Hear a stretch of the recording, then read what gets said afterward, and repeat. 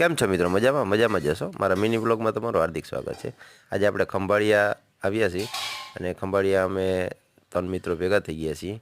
અશોક જોશી છે, ઉમેશ જોશી છે અને દેવાભાઈ વસરા જે અમારા સાથી મિત્ર છે અને અત્યારે કોઠારી કંપનીના એરિયા મેનેજર છે અને એની ખુશીમાં તે આજે આપણે જમવા જવાનું છે.